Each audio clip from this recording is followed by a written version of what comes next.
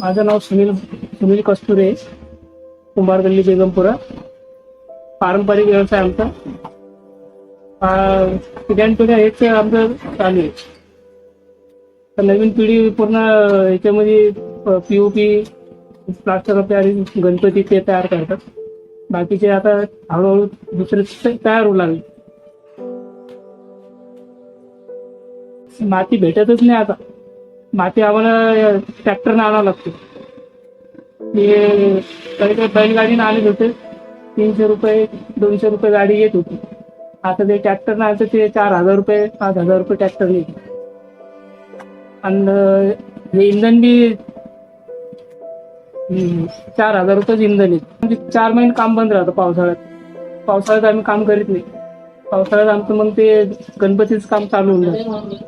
ते पूर्ण ऑगस्ट महिन्यापर्यंत गणपती चालू झाले. जून पासून चालू होतं आमचं गणपतीचं काम. ते पूर्ण दिवाळीपर्यंत आमचं हे काम बंद राहतं. वर्षातून 4 वर्षातून एकदा येत असते. मागच्या वेळेस गणपती कोरोनामुळे इकले नाही. नंतर पुन्हा मागच्या वेळेस बी 2 वर्षापासून ते कमीच विकू लागले. तर माल जर उरला तर त्याला सांभाळून ठेवावं लागतं.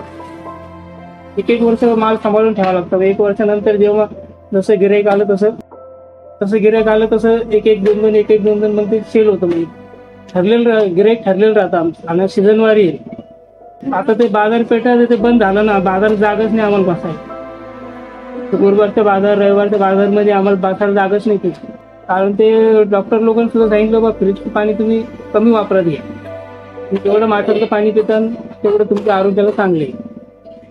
त्याच्यामुळं थोडी मागणी वाढली याची. अडचणी तर भरपूर आहेत. मातीपासून तर इंधनापर्यंत सगळ्याच गोष्टी महाग झालेल्या आहेत.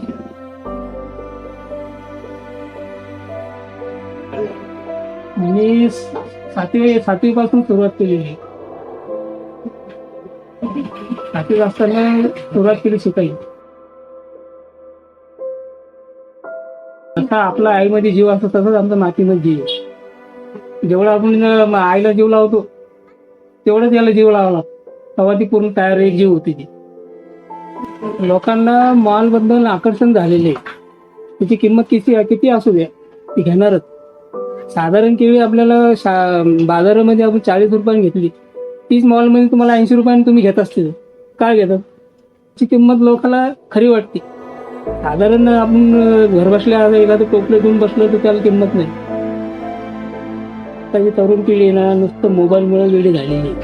त्यांच्या बाबतीत काहीच माहीत नाही. कसं तयार होतं, काय होतं. आता युट्यूबवर सुद्धा हे दाखवते, पण ते पाहत नाही. काहीच माहीत नाही. आता त्यांना घरचे जे सांगतील जुने लोक, तर त्यांना वाटतं की हे रांधण आहे, हे माठ आहे किंवा ही चूल आहे.